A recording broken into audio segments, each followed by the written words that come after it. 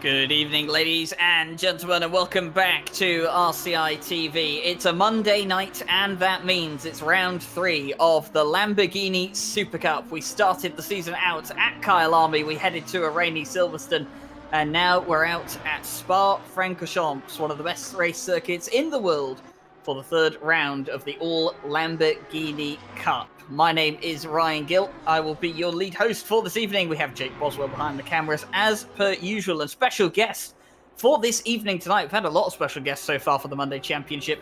It is Nate Norbury, who you remember from the Diamond Drive Cup and the NSX Summer Cup. Nate, welcome back to the commentary box. How are you doing this evening? I'm doing pretty good. It's nice to be back, even though it was quite short notice to fill in for our boy Jesse Lee. F in the chat for Jesse not being here. But yeah, doing great. Happy to be here. Looking forward to seeing some Lamborghini on Lamborghini action tonight here at Spa. And I'm sure you are too. I am always ready for Lamborghini on Lamborghini action. And hopefully we can keep it PG-13 here tonight on the stream. But it has been a cracking season so far. In the GT3 class, Abeladze has taken 2 wins from 2. And the same is very much said for the Super Trofeo class as well, with Wolf Matuszka taking 2 wins from 2 as well. But the big news in the Super Trofeo class here tonight is that Wolf Matuszka is not present. He won't be able to make round 3, and that means that drivers like Andy Boardman and Mikael Sundström have a massive chance here tonight to get their first win of the season, and most importantly, try and take the lead in the Super Trofeo Pro class. We had a bit of a reshuffle as well in terms of driver classes. You'll have noticed that a couple more drivers have got the Pro banner on their kart today. That is the white box with the black number. Had a couple of drivers bumped up to silver, and then all of the rookie drivers are now classified as AM as well. That's just to simplify things on the back end. You'll see more of that when we get to the championship standings later on. Practice has just finished. And I think rather surprisingly, Nate, considering what we were talking about off air, 9 thousandths of a second between the top 2 at the end of practice. Yeah, I was surprised when I saw VA going a second, but that's his name for this evening from me. I'm sorry, everyone. VA was a second faster than his closest competitor when we sort of tuned in to monitor what was happening. And now, like you said, a gap down to 9 thousandths of a second. So that's definitely brought an interesting element to qualifying. It doesn't seem like it's going to be very one-sided as I feared. So we've got a battle for pole. We do indeed, and as per usual with this championship, same as it has been for the first 2 rounds, we will be having a split qualifying session. That means the Super Trofeos will go up for the first 10 minutes. There is the overlap period for the Super Trofeos to finish their lap, and then the last 10 minutes are dedicated to the GT3s. We just have a couple of cars left out on the circuit at the moment towards the end of practice. I believe it's Koizma and Peters just trying to get their final laps in at the end of the practice session, and then we will move over to qualifying. The race taking place late in the evening. Of course, qualifying always takes place at the same time for this series, 3 o'clock in the afternoon. But the race will be getting underway at around about 10 past 8 local time. But on to qualifying we go then.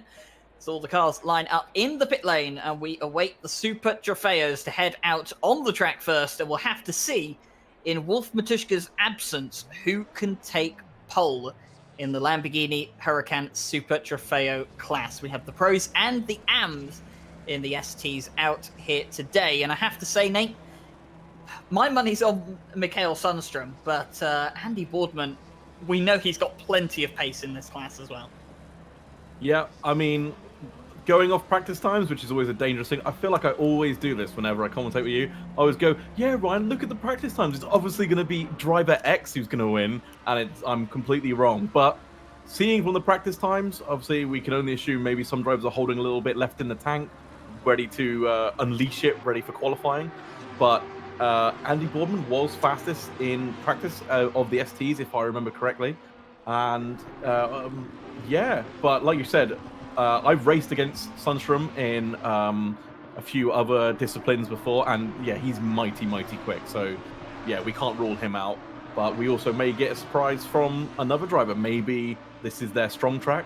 Someone out there really loves Spa. I'm personally not. I mean, I like it to spectate, but to drive, not so much. But again, someone's favorite track, they might have that little extra in the bag, know where they can be a little bit deep on the brakes to gain extra time, and they might pull out a surprise pole in the ST class. Yeah, there is always room for surprises in these championships, and that's what we'll be looking towards. The car furthest out at the moment on their outlap is Les Stephenson, and in the 46 car, they've been bumped up from the AM class into the Pro class. And you might find that, that would be a bit surprising, but Les Stephenson has found himself mixing it up with the likes of Andy Boardman and Mikael Sundstrom in the 2 races so far this season, so they've warranted a bump up to a higher class. But anyway, they're going to start off the first flying lap.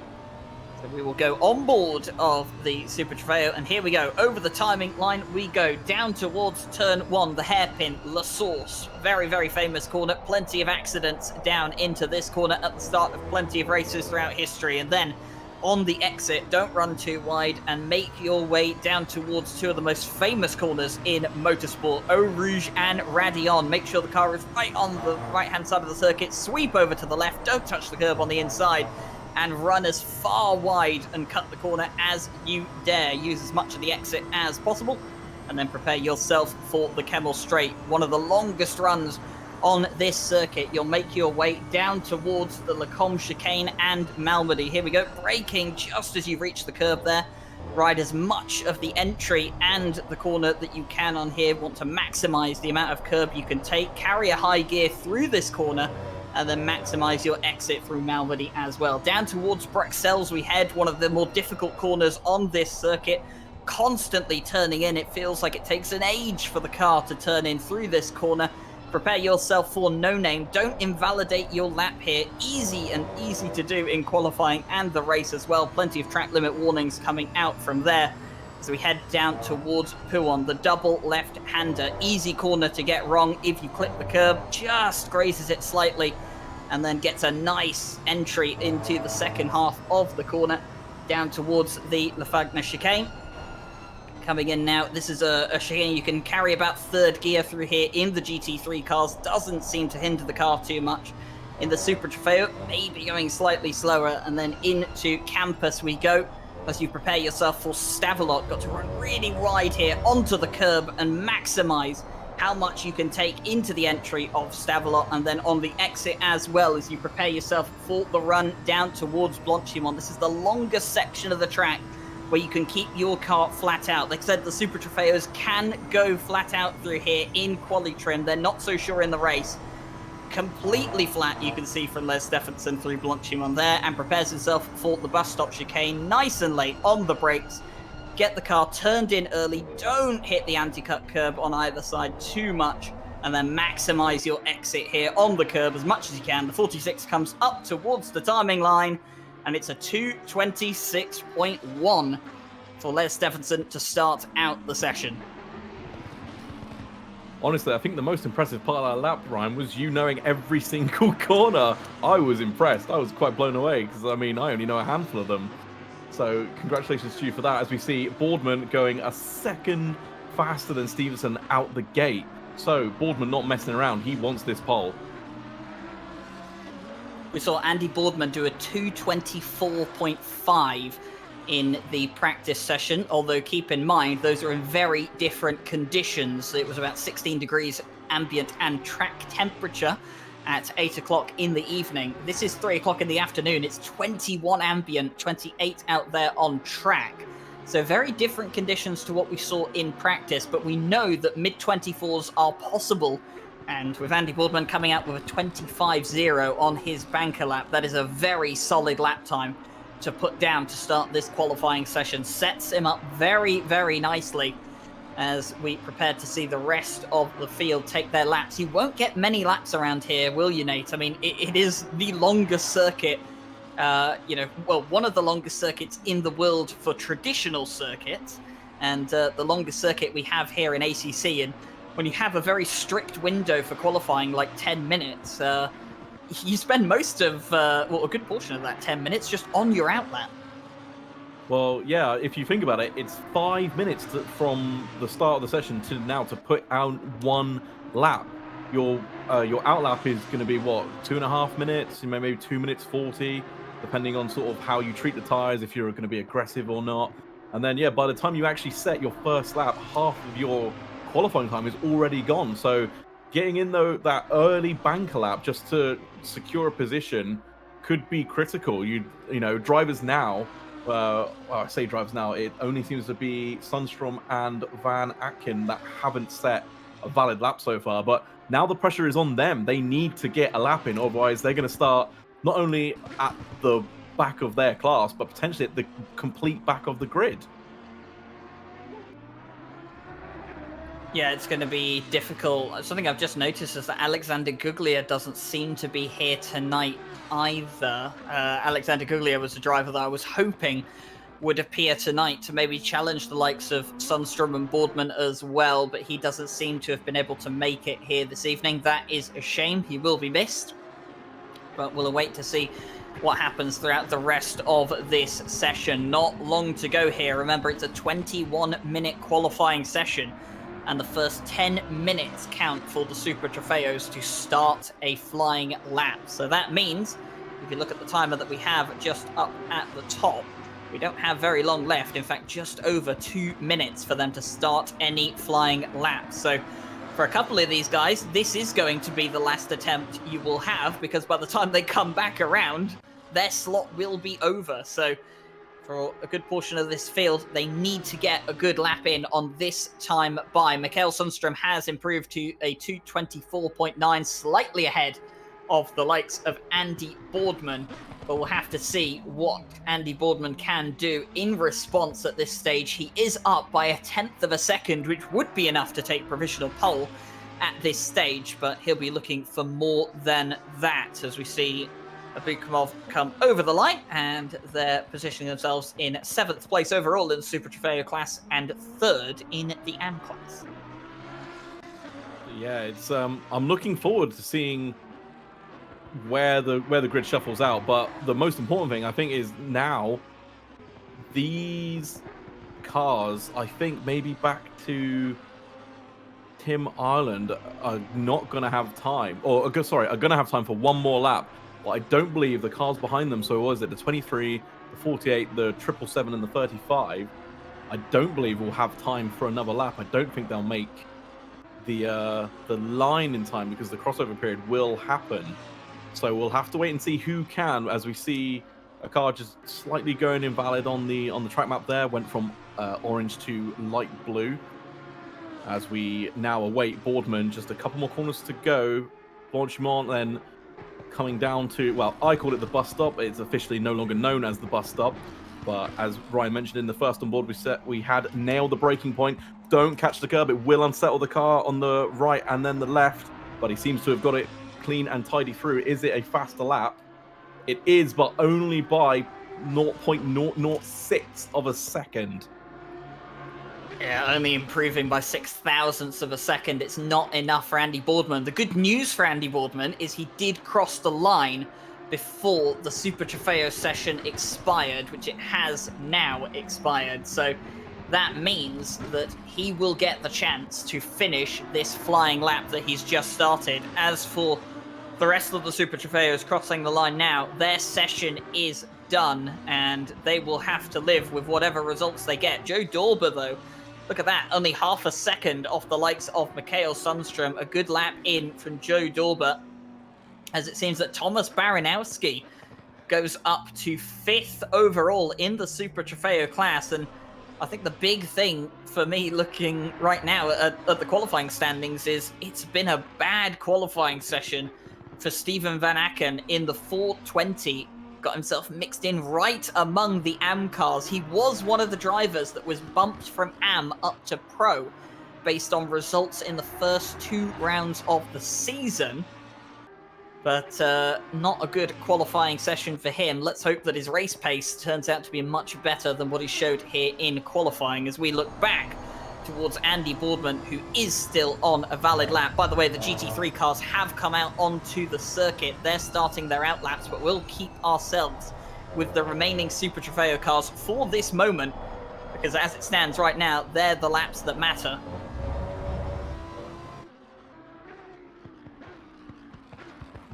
Oh, and Andy Boardman might have just invalidated his time or lost enough time that he doesn't think he'll get it back, and he's aborted the lap. So that will be it from Andy Boardman. He forfeits the chance to fight for pole position. Mikael Sundström is still out there on a valid lap, but he does not need to finish it. And as such, Mikael Sundström will take his first pole position of the season in the Super Trofeo class for the 899 in Wolf Matuszka's absence. And with Sundström being second in the championship, he will be looking to take the lead if he can get a win here tonight. It hasn't been his championship so far, Nate. Two races in, had accidents at the start of both of them. But he'll be hoping that he can get a clean start in the third race of the season here and carry it on to a win. He will improve his lap time, by the way, at the end of the session, just to assert himself properly as the pole sitter by 0.6 of a second. It's a 24.3 for Mikael Sundström to see out the session, and that is a very, very good lap indeed from the Swede. I think that's just, like you said, it's just asserting dominance, isn't it? It's like, look, you may have been close to me, you may have thought you could have gotten pole, but here's what I had in the bag the whole time. And he's just pulled that out. So yeah, an assertive victory there for Mikael Sundström as we now turn to the first. Is this the first lap to the GT3 cars, or is this their outlap? Well, they all seem to be invalid, it looks like. This is all the outlaps I think are classed as invalid, but no, this will be the first opening lap for the GT3 cars in their session. So we're on board with Daneus Platil as he comes in to La Source for the very first time at racing speed for the qualifying laps, and he's got one of the cars right behind him as well. I'm just struggling to see on the track map who exactly it is as he comes through Eau Rouge and then over the crest of Radion as well, cutting as much of the curb. There's a car in the barrier, I think. I saw a Barwell liveried car in the barrier at the top of Radion. That might have been something to do on a pit exit, but either way, Daneus Platil will continue onwards in their quest for qualifying. But they do have a car right on the back of their tail. I'm still struggling to find out who it is. I think it might be Nico Kuizma or Kumpu. I think it's it is Kumpu. Oh, is it? It's Kumpu, the number 6. So Kumpu has not given himself enough space, and he's closed in behind on the likes of Daneus Platil. You can see a fantastic view from the splitter cam here as we go through No Name on Daneus Platil's lap, and this is creating a bit of a problem for a couple of the cars behind. They haven't created enough space for themselves, and Platil is on a valid lap. He has no reason to move over for any of these cars. As long as he is on a valid lap, he has every right to be where he is. And if Nico Kumpu wants to get anything out of this lap, he's going to have to sit behind the likes of Daneus Platil in the 108, or he's going to have to get past him. But neither of those options are particularly good in that situation, so I think it's going to have to be an aborted lap for the two pro cars behind. Either way, Daneus Platil will continue onwards in the AM GT3, heading up towards Blanchimont now. This should be completely flat in qualifying and the race for the GT3 car. Nice and wide in onto the entry. Don't clip the curb on the inside, maximize your exit, and then down towards the aptly not called bus stop chicane anymore, but we all call it the bus stop chicane, let's be honest. Over the curb we bounce, not too aggressive on the inside of either one. Nice and comfortable on the exit as well. Daneus Platil crosses the line, and it is into the 21s, but it will be beaten by the likes of Nico Kumpu and Villa Mass as well. But Kuizma has now gone top in the number 7 with a 218.3. While that was going on, Ryan, I noticed that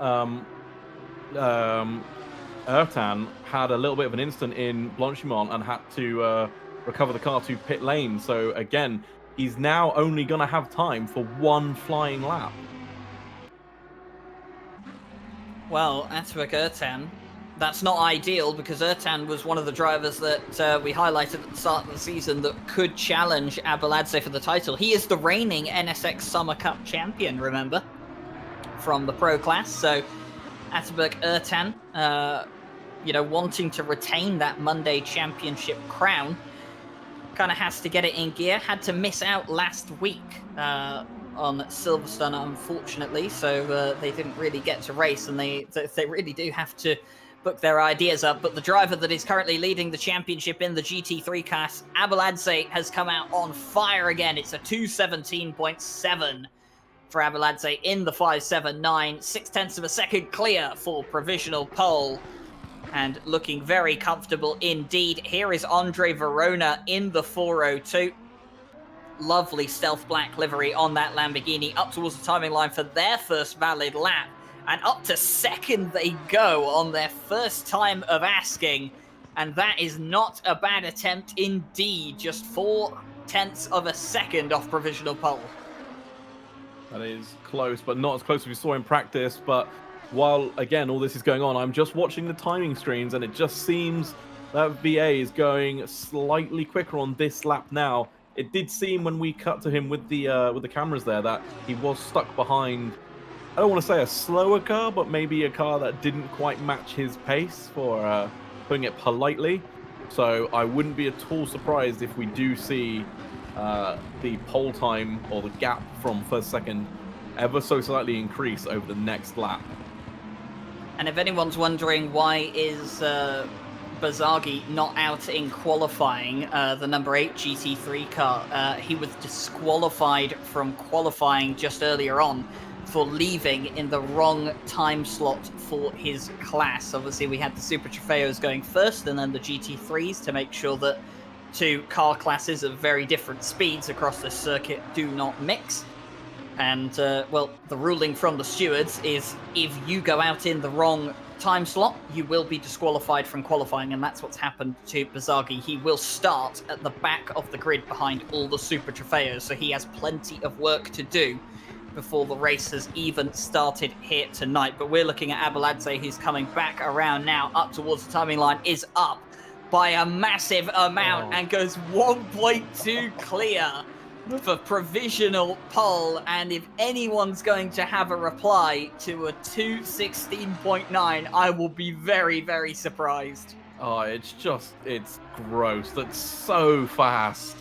That's so fast. But, well, maybe, we can keep our fingers crossed that there will be a battle for pole. Like I said, we don't know. Someone might be able to dig deep and either beat it or get closer. But as it stands, it does almost look like it's a fight for second place at the moment.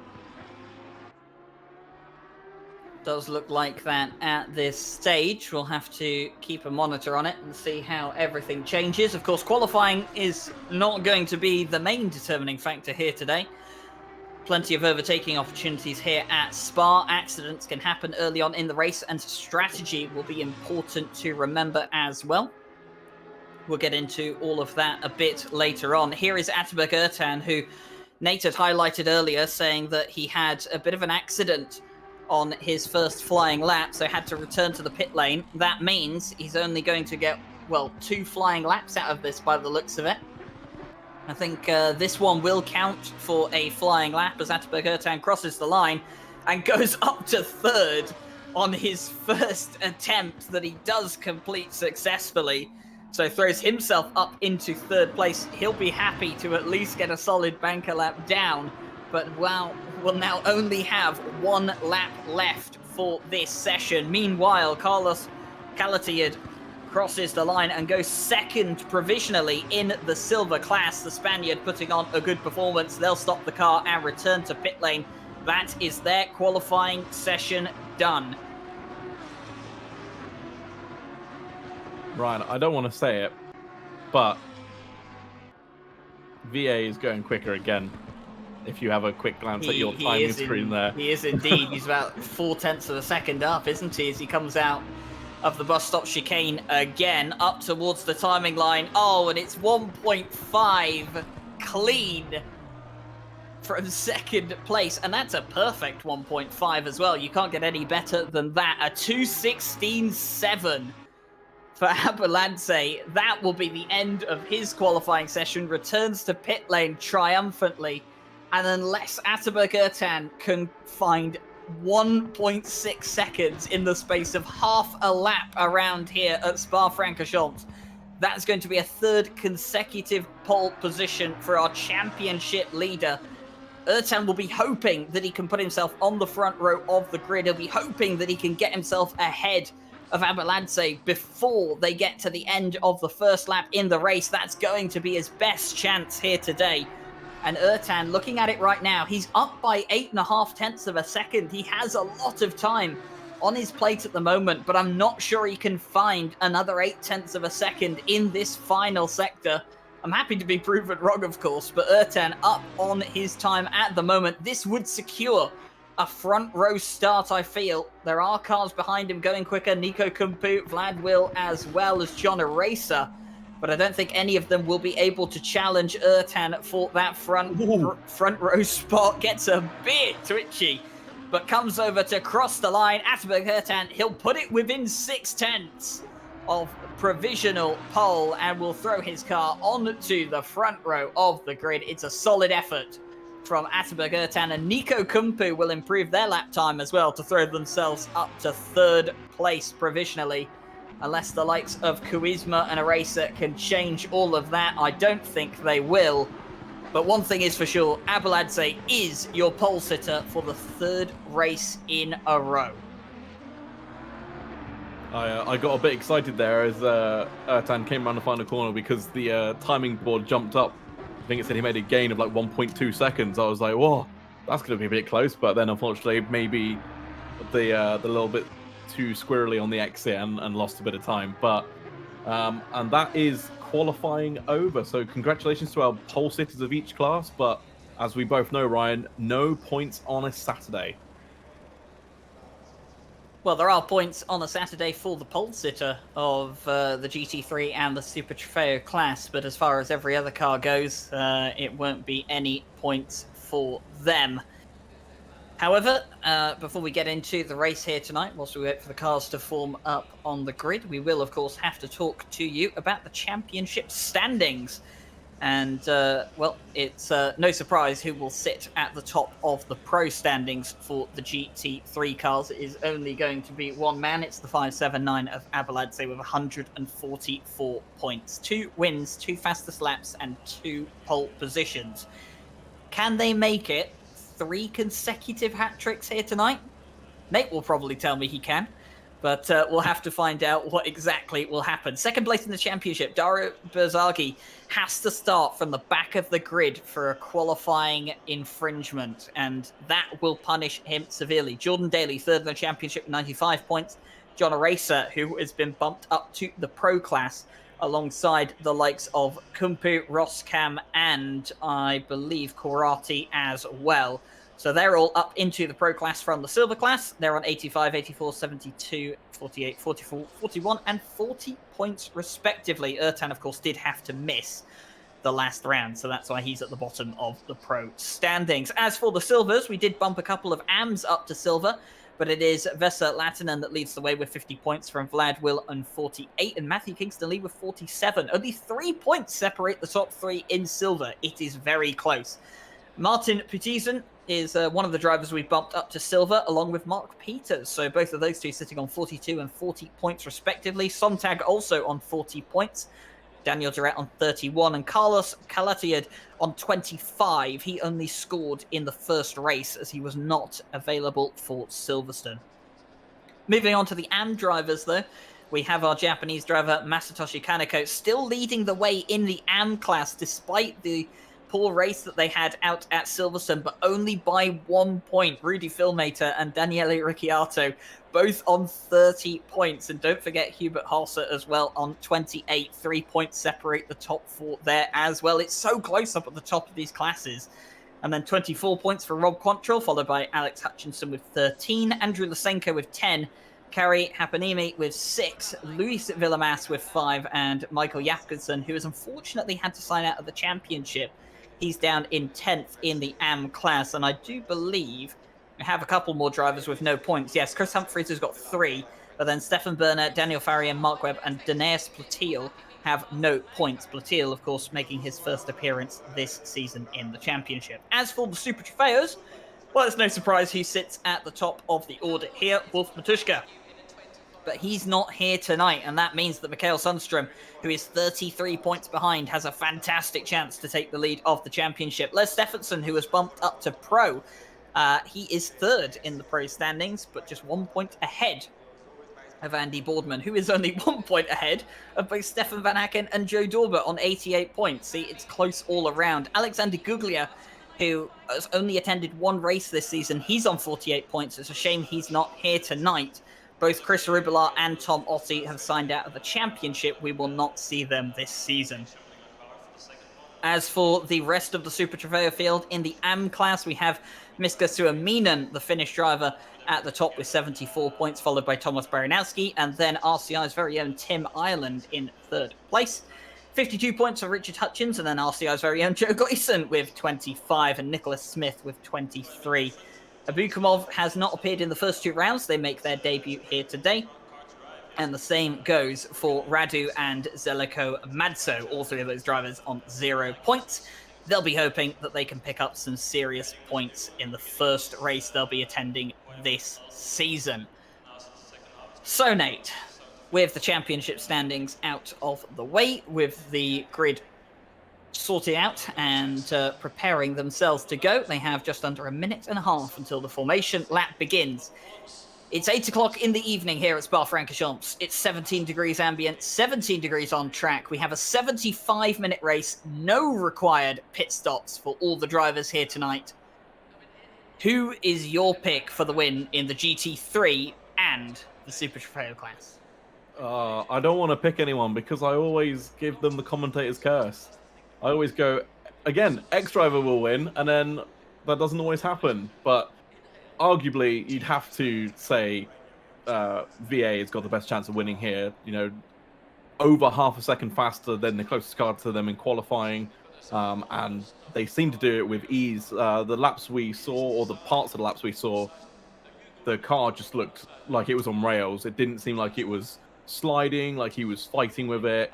Just seemed like he'd got it really well, really dialed into this track. So, again, overall victory, definitely on VA. For the ST class, ooh, the Super Trofeos are a different story, though. I would like to see Stephenson win after their promotion. I think that would be a nice little, you know, a small victory for them. But you can't rule out... oh, goodness me. Sundström. Completely forgot his name then. After, again, their dominant performance in qualifying. But, again, lap 1 at Spa is a thing. Accidents can happen. And, obviously, you can't rule out drivers making mistakes during the race as well. So, I'll do my usual cop-out, Ryan. Jesse Lee is familiar with this one. Oh, the driver who finishes the race in first place when the checkered flag drops will win. Nate with the facts coming out here for you on the RCI stream. But no, you do make some good points. Mistakes can happen, accidents can happen, and of course strategy will have to be something to keep in mind as well. 75-minute race around here at Spa. Fuel is going to be a concern for some of these drivers, particularly because you don't want to take a pit stop if absolutely necessary at Spa. I mean, longest pit lane on the calendar and in ACC by a country mile. Almost a literal mile, in fact. But, you don't want to take a pit stop around here if you can avoid it. If you can get those tyres to the end of the race, if you can get that fuel tank to the end of the race without a stop, then that's going to put you in a fantastic position come the end of the race. But the real question is, how much fuel do you have to save to get the car to the end of the race? And is saving that fuel in the long run going to be quicker than someone going full beans right from the start? I would say yes. But at the same time, I feel if I knew better, I'd be down there on the track. Well, I mean, Spa pit lane, as you mentioned, is painful. I had a friendly race with some friends last night here. I unfortunately got a drive-through in GT4s, and I was in a battle with 2 other cars, and by the time I exited the pit lane, they were rounding no name. So that's how long and painful Spa pit lane is. I imagine it'll be even more unbearable given the speed of the GT3 and SD cars. So it depends. Can the time you'll lose saving fuel outweigh the time it will take for someone to trundle down the pit lane, stop, put more fuel in, and then go flat out to the end? Maybe we'll see a mix of strategies. Maybe everybody already knows which is the fastest way. Like you said, if we knew better, we'd probably be down there with them. But I'm really hoping we do see a mix. And I'm going to say it every time, I want someone to take tyres. Nobody ever takes tyres. I know it's not worth it, but I want someone to do it just once. Just take the tyres, go faster. Well, we have seen it this season at Kyle Army. In fact, we saw most of the grid take tyres, and Jordan Daly didn't take tyres and actually gained a load of places towards the end of the race by not taking tyres. Speaking of Jordan Daly, qualified all the way down in 17th overall. It has not been a good qualifying session for Jordan Daly, considering how high up in the pro standings he sits. Well, he'll definitely be one then who will be trying to maximize his strategy, obviously wanting to finish much higher up the board. I mean, he's mixing it down with some of the, well, he's in the top end of AM at the moment, so yeah, definitely a bad qualifying session for them. But yeah, strategy and I think a little bit of luck will definitely play a part in this race. And like you said, yeah, we'll have to wait and see who stops, who doesn't. I think that's a nice part about no pit requirements, is it definitely mixes up the grid. It makes people consider their options a lot more seriously than, oh, I need to stop at some point anyway, so I'll just put, I don't know, 20 liters in the tank, stop, fill up, and then off I go again. So again, it'd be interesting to see who's filled up to the brim, who's not, and who's going to take tires. Well, as the cars sort themselves out 2 by 2, as far as you can see, we have 38 Lamborghinis on the track here today. We have the mix of GT3s and Super Trofeos. 75 minutes of racing is just a moment away. They round La Source and prepare themselves for what will be the run down to Eau Rouge and over Radion for the first time at racing speed. 75 minutes of unknowns ahead of us. Nate and I have had our say. Let us know what you think about what's going to happen in the race in the comments. We're always eager to see what everyone at home thinks. But here we go then. The third round of the Lamborghini Super Cup is live, and Abeladze has got a very, very good start. Ertan tucks in behind, so does Kumpu, as they rise up Eau Rouge and over Radion for the first time. Has everyone got away cleanly? There's a couple of cars at the back, I think, through Eau Rouge that have had a bit of an accident, but it does seem to be much cleaner than originally anticipated, and down and up towards the front, actually. Ertan is under pressure from the car behind. He does seem to have got out of the slipstream, managed to go into the first complex of corners at the end of the Kemmel straight ahead. But Abeladze has got the perfect start they needed to. They jumped Ertan, made sure they were in the lead by the end of the Kemmel straight, and they'll now look to pull away if they can. Yeah, I think this is exactly what he needs. He needs Ertan to be distracted by the car behind him, so he can't have a chance to close the gap because he'll be busy defending. So, perfect getaway, perfect start for VA at the moment, and we'll have to wait and see how it flashes out. I believe, though, the start incident was between 5 cars, so that wasn't great. I can see the 141 in there, which I believe was Tim Ireland. So, yeah, not ideal for some of these drivers who may have been hoping that they could pick their way through the carnage and unfortunately got caught up in it. Yeah, I've also noticed that Chris Humphreys, the number 26 in the AM class, is down in there as well. So 2 GT3 cars seem to have been involved in that accident at the start of the race. And Tim Ireland's car has got significant damage on the front end. I've seen that car is limping home towards the pit lane. So it's not the ideal start for the 141. It also hasn't been the ideal start for Mikael Sundström.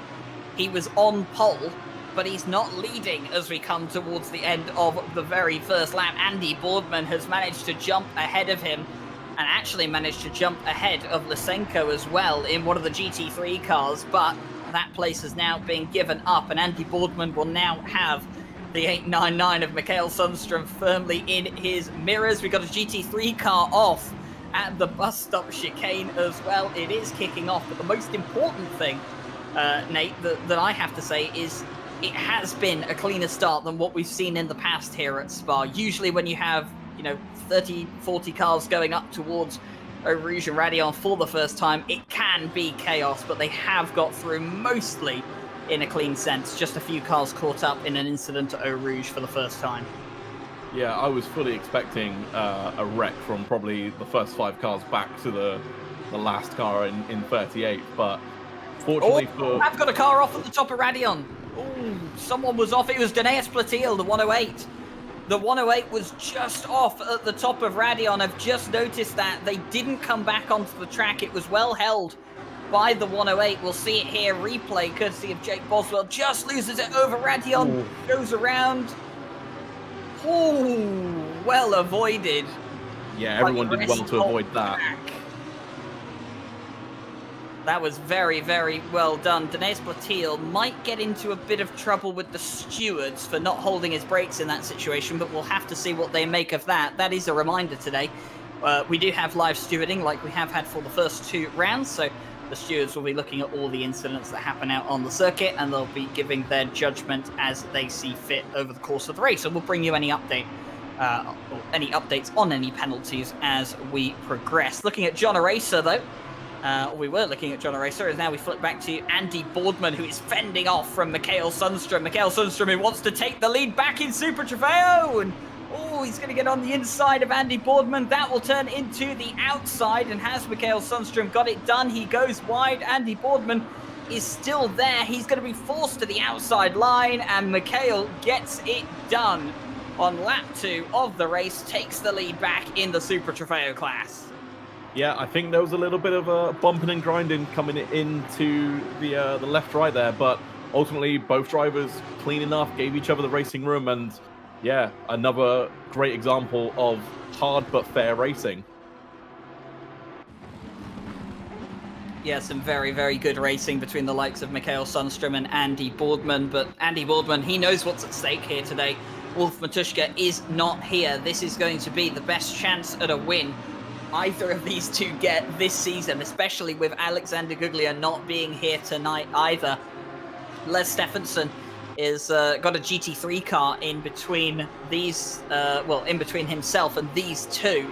He'll be hoping that that GT3 car can cause a bit of chaos with the 2 Super Trofeos in front, hoping for him to close down the gap. Meanwhile, further up the front in the Pro class for the GT3s, John Aracer is going to go side by side with Kalasiad, who's in the silver class, by the way, in the 300, up the inside, and nicely done by the Spaniard, makes his way through. Oh, right, we've got some yellow flags on the camel. There's, I think, 1, 2, 3 cars caught up there.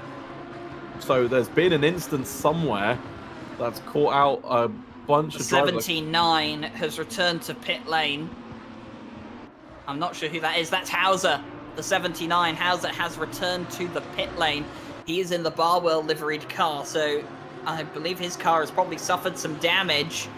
We've also got the 931 stranded in the middle of the track, as well as the 48 on the side, so there has been an accident on the Kemmel Straight. We'll have a race replay here. Whoa! That was the 70. Oh. Now, what happened to the 70? They slowed on the straight, on the racing line, and I'm guessing that who was it? Was it Abukamov? Just did not see them coming, or did not, predict that they would slow down as much as they did. And that has resulted in a pretty hefty accident. We'll have to see what the stewards make of that one. I don't know if there will be any form of race restart. Typically, there's only a race restart for... Whoa! Oh my goodness. So that accident... There's 2 phases to that accident there. That's got Vlad Will involved in it as well. So, oof, plenty of for the stewards to have a look at. And we've got a lot of cars in the pit lane early on here. We'll have to see what the stewarding team think of this. But we'll keep an eye on the action that is on track at the moment. And Ataberk Ertan, after securing that front row start, maintained that second place, is now under pressure from Nico Kumpu in the number 6 just behind. Yeah, it seems like, unfortunately though, because these two are battling each other, as I mentioned at the start, ideal for VA to just waltz away in a distance, but I can imagine Ertan is in that car just begging Kumpu to leave him alone and saying, look, stop attacking me. If you let me pull us up to the lead car, we can then both challenge for the lead. But obviously, Kumpu has other ideas saying, let me pass and I will go and attack the leader. So unfortunately, these two squabbling, slowing no one but themselves down and allowing the lead car to just wander off into the distance. Well, Abuladze's lead continues to extend as Ertan and Kumpu squabble behind, and there is Mikhail Sundström being passed by Daneus Platil, I believe that was. Yes, it was. So Daneus Platil gets passed, and I think that accident in GT3 has kind of spooked a few of the Super Trofeo cars because they have a couple of gaps between them now. You can see that Berner and Kaneko are behind the likes of Mikhail Sundström when they weren't earlier, so that means there's a gap between them and Andy Boardman. Bazagi's made good progress, though, from the back of the grid, 38 all the way up to 21st overall. So they are making some very good progress. I believe the, accidents that have happened in the midfield have definitely helped with that, but they've made good progress. Nonetheless, that's Joe Gleason going backwards at Bruxelles, trying to move himself off the racing line. Oh, for another spin. And, lost it on the exit. Just a bit too power hungry with the throttle.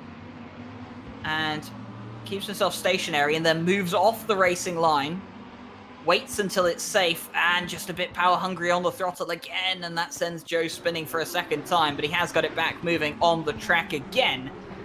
As we look back to Andre Verona with Carlos Calatayud, the number 300, in the silver class lead, by the way.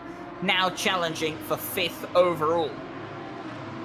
Yeah, those half spins that Joe Gleason just had. As we see, is this a move going down the inside? It's not as tight as I thought it was actually. It was pretty easy. I think the door was just left completely open there. And Carlos said, thank you, I'll just waltz on through here. Andre Verona not deciding to battle for that position.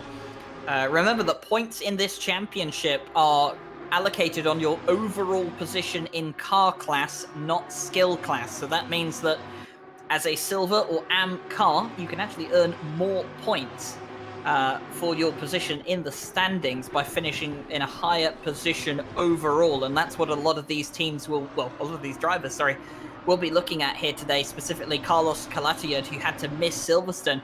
If he gets a top 5 overall performance, that'll do his championship wonders in the silver class here tonight. And clearly that's the thing on his mind at this stage in the race, as Mikhail Sundström has just been passed by Bazagi in the number 8, I believe. So that's Bazagi moving himself up into 19th overall as they come to the end of the first sector. That timing board will update and confirm that. So Bazagi up to 19th overall. And that means that Bazagi has essentially gone halfway up the overall field in 11 minutes. That is impressive, Nate. Yeah, definitely impressive. Helped out a lot by managing to keep his nose clean and not getting caught up in some of those early incidents. And again, as we mentioned at the start of the race on the formation lap, drivers will make mistakes. There will be mistakes happening. Accidents will happen, and you can gain or lose a lot of positions through such accidents. And it just turns out for the number 8, they've been blessed by good fortune and luck today and have managed to keep out of it all. They have managed to keep out of it all, and that will help them greatly in their efforts to continue keeping that second place in the championship. It's going to be difficult, but they're doing exactly what they need to at this stage in the race. I am glad to report, by the way, that despite the accidents that we have had in the race, we've only lost one car. All the other cars involved in the accidents so far have come into the pit lane. They have repaired their damage and gone back out onto the track. And that is good to see. A lot of drivers here realizing there are points to play for still in this championship. Yes, there have been accidents, but plenty of other drivers have got accidents as well. So there are plenty of points left on the table. So good to see all the drivers deciding to continue on. Meanwhile, we have a bit of an interesting situation here with John Aracer, Rudy Philmalter, and Martin Putizen all almost going 3 wide on the back of the Campbell Straight. All get it sorted out, though, by the time they get to Les Combes, and John Aracer leads from Rudy Philmalter and Martin Putizen. Daniel Durrett just there. He's in 3rd place at the moment in the silver class, on for a podium is Daniel Durrett at this stage, but he does have Mark Peters just behind him, the South African, who will be looking to improve on a couple of good performances early on in this season. The silver class might look a bit small when you look at the timing board at this stage, but that is mostly because we've lost one of the silver car drivers, and Matthew Kingston Lee is all the way down in 31st because he was involved in that accident at near the start of the race, and I believe the other 2 are not present here tonight. So the silver class is a bit underwhelming at the moment, but still plenty of points on offer for all of those cars in this race. If anything, it's a benefit for the silver cars because, I mean, even if they finish towards the back of silver, it's still not a bad race for them because, I mean, what is that? You said there's 5 silver cars in this race? I mean, that's only 2 positions off a class podium. That's not bad going. Yeah, 2 positions off a class podium. Obviously, the overall points positions is what will matter to all of the drivers. But, you know, a class podium is a class podium. A class win is still a class win. And that's what a lot of them will be aiming for as well. Ataberg Ertan, in the meantime, is losing time to Abeladze ahead, but has managed to keep Nico Kumpu at bay. You can see Kuzma just in the background there as well in the green Lamborghini, 1.5 seconds back from these 2. And he's just keeping his eye out, seeing what's happening. If there's a collision between these 2, there could be positions for Kuzma to gain in the number 7. So that's what they're going to be looking out for at this stage, as Nico Kumpu has a look on the inside, can't really go for it, but looking a bit further back, Andre Verona. And is this Roskam? It is Thibaut Roskam in the 96 as well, in the Emil Frey livery, the Belgian, on home turf. Goes on the outside of Verona and takes 5th place in class, 6th overall. And not a bad move for Roskam out here on home turf, and that'll give him a bit of motivation going forwards to chase down Calatayud up in front, just 3 seconds up the road. Yeah, it looked like he got a much better drive through El Rouge and ultimately just out-dragged Verona to the chicane. So it's not so much the slipstream, but I guess it was literally just the better drive out of El Rouge. So interestingly enough, Verona doesn't seem to be putting up much of a fight in these battles he's coming up to. So maybe Verona running their own race, maybe they are fuel saving, as we theorized. Obviously, we don't know what the drivers are actually doing, but maybe Verona fuel saving, just letting the positions go now to take them back later on. Could entirely be. We do have to keep strategy in mind. We are only 15.5 minutes into this race. We still have just under an hour to go.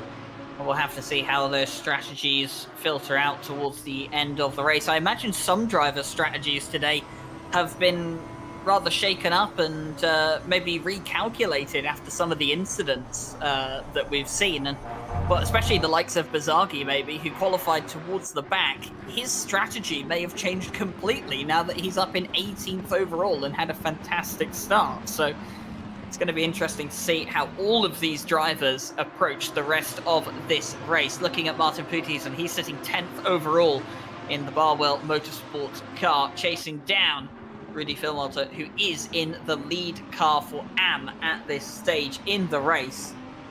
And Putisen, who was in the AM class for the first 2 races of the season, was bumped up to silver for some very impressive performances in the first opening 2 rounds. And a lot of the drivers were very receptive to that, Nate.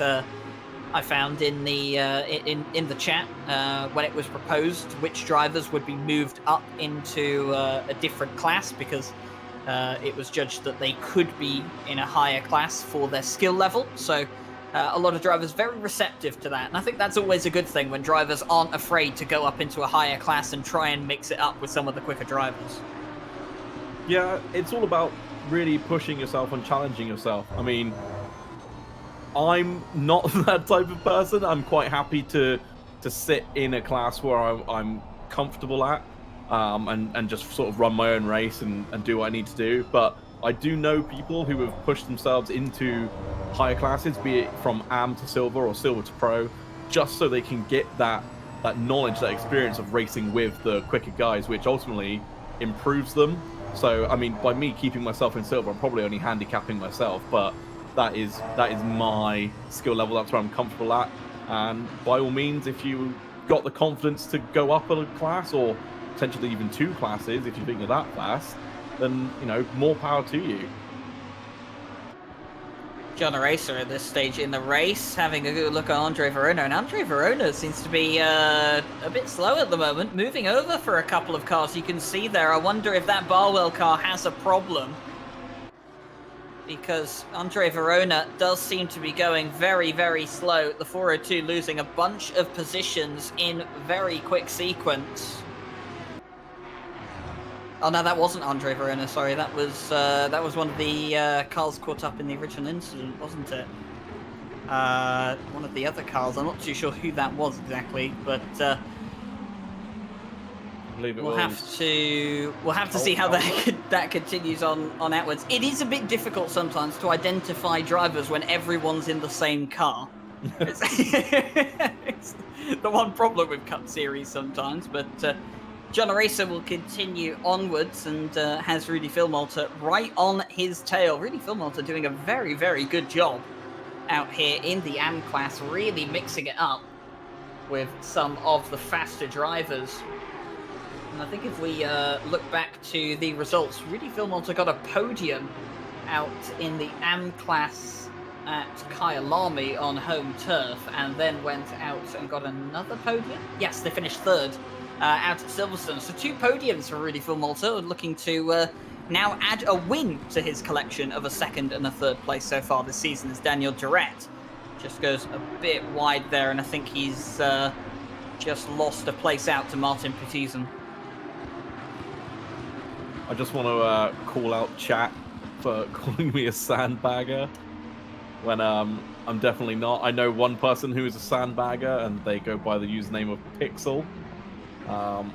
But me, I'm definitely not a sandbagger. If I was, I'd be winning every class I turned up to.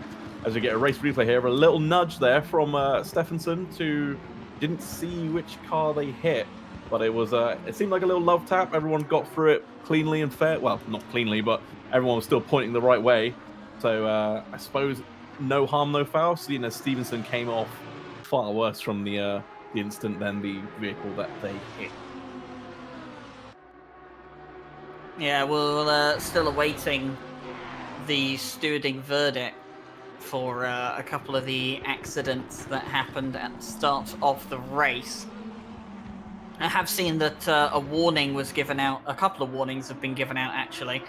And, in fact, the lap 1, turn 3 incident, so that's Eau Rouge Radion, with the 141, 26, 420, 35, 11, 8, 23, and 87. So that is the one you called out at the start of the race that was involving 5 or so cars. It was a bit more than that.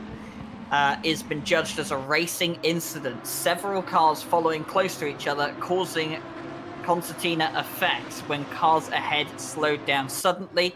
No cars had any time to avoid contact, so no further action. I think, as much as a couple of drivers will probably be a bit frustrated with that, I think that is probably the right call. The one I'm more interested in is what happened up at the top of, after Eau Rouge through the Kemmel corner and then onto the Kemmel straight. That's the one I'm a bit more interested in to see what the stewards have to say about that, because there was a bit of an unusual activity going on in that accident.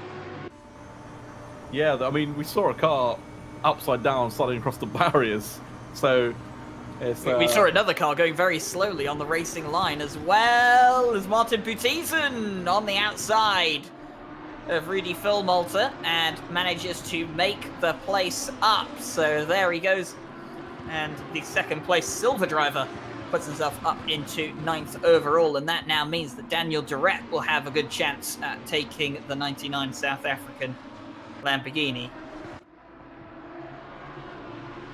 So there's a couple of pockets of action going on, as we still see Nico Kumpu all over the back of Ertan, and it seems like slowly but surely Kuizma is closing in on this battle. So soon they're gonna, 3 cars fighting for 2nd place. So I want to see how this one unfolds.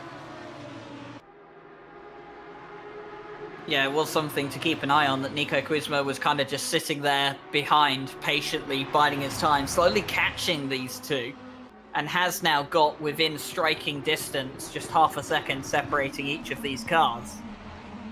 And you kind of feel at the moment, though, Nico Kumpu, he's filling the mirrors of Ertan, but he's not making any silly or rushed decisions, or attempts to try and outbreak Atabek Ertan. No dive bombs or anything, just seems to be trying to psych out the Turkish driver at this stage, seeing if he can force him into an error. And I wonder if, maybe as we get towards the final 20 minutes of the race, if everything is still as it is, will Nico Kumpu then start to get a bit more aggressive and maybe start to get right on the back of him and try and force a move through. And of course, Nico Kuizma will have to be sharp on his heels to see if he can capitalize on that. As I say that, a very, very good run for Nico Kumpu in the number 6. We'll go to the outside line. We'll have a look on Atabek Ertan. Is he going to have a chance at the move here? Ertan goes defensive and Kumpu has to back out of it. That will leave them slightly vulnerable to Kuizma, but Kuizma's just going to sit in behind, bide his time. He knows that if he's patient, he may be rewarded here, and they all stay as they were. Yeah, I think, like you mentioned, Kumpu's maybe getting a little bit itchy now, wants to get past to maybe run his own race. He might not have planned. As we see, that's not quite a move, but it looked like a move was being set up there. It was close, definitely got a little bit of a squeeze onto the curb. But yeah, going back to the Ertan Kumpu and Kuizma battle, I think Kumpu wants to get past now. He's had enough of being sat behind Ertan and just wants to get on and run his own race. He's been stuck behind him now since the since the start of the race. So that's what, 25 minutes ago. So yeah, definitely probably getting a little bit fed up now being stuck behind him. You say that, but Nico Kumpu might have actually compromised himself a bit here, because not being right on the back of Ertan means that they have now fallen into the clutches of Kuizma slightly. Ertan has managed to get past Tim Ireland, who is being lapped. And having to get him on the exit of Blanchimon, but that did hold up Kumpu, and that has left him vulnerable to Kuizma, and this is not working in Kumpu's favour now. That attempt that they tried towards the end of the Kemmel Straight and into Lecombe has hindered them slightly, and it did bring them back into the number 7's clutches, but it does seem like Kuizma just couldn't get it done. Here is John Aracer, though, by the way, and well, he's got company with the likes of Martin Petitson at this stage, and it's fair to say that he's going quite defensive against the 273. And if you're wondering to yourself at home, why would a pro driver and a silver driver be fighting each other like this? Well, it all comes down to overall points positions. You will get more points for finishing ahead or finishing higher up in the overall standings. It's an incentive for the silver and the AM drivers to fight it out with the pro drivers. And I like that. Why shouldn't AM drivers, mix it up with the faster guys if they can? If they've got the pace, then they should go for it. I mean, as we see, is that number 99 sat comfortably in 10th place at the moment, not dropping too far off the back of this battle here we have for 8th. In fact, right there you can see them in the shot. So, yeah, maybe we'll get the AM driver mixing up with the pro driver.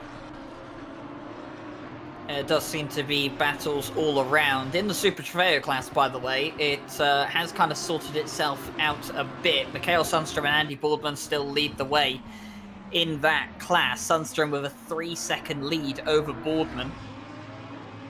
I think the big question here is going to be, what is the strategy for both of these drivers? Are they on the same strategy, different strategies? You know, will one of them have better pace later on in the race compared to the other? So many interesting variables that we don't exactly know at this stage, but Andy Boardman is keeping himself within a good distance of Mikael Sundström, and that's going to be important come the end of the race. He needs to try and challenge for the lead, but your leader in GT3 is still the same man it has been for the entire race. The Russian Abeladze still leads for Simware Pro, and 579 has looked imperious in the first 2 rounds of the season and looking imperious in the third round here as well. 47 minutes to go in this race, but still plenty of action out on the track. Yeah, I'm really waiting to see now if we get to, well, probably a bit too early for stops at the moment, isn't it? But I feel like we might be getting around that point where drivers start thinking about, if they are going to stop, coming in. I'd be interested to know what fuel maps everyone is running. Because obviously if they're running the lower power fuel maps, they're obviously going to try and go to the end. I've got a feeling Verona is, as we see a move, that's a little bit of a nose in just to have a look there. Who was that? Was that South African on South African? Rudy Philmalter and Mark Peters. That was sort of a half-hearted, hey, I'm sort of here, are you gonna let me by? But now if Peters can get the run out of Eau Rouge, doesn't make a mistake, might be able to draft. But we see Duret on the back of Peters, so it's either there's probably gonna be a move here, but on who, we'll have to wait until we get to the end to find out. Oh, Daniel Duret picking every which way he could go. Oh, we're getting a bit out of shape towards the entry of Lecom, but was filling the mirrors on each side of Mark Peters' car, and that is a good way to kind of get in the head of some of the drivers in front. If you know that there's a particular driver that watches their mirrors a lot, the best thing you can do to frustrate them and force them into a mistake is to fill their mirrors at every opportunity you get. Switch which side you're going to, try and look for an overtake and make them think. Remember, when it comes to defensive moves, the defending car can only move once, and that is the advantage the overtaking car has. They can pick their line multiple times along the course of a straight, and it really does get you thinking as a defensive driver, and it makes it even more impressive when you have drivers that are very, very good at defending their position. Someone who has done very well at defending their position so far this race is Ataberg Ertan, and he's going to have to do it again as Kumpu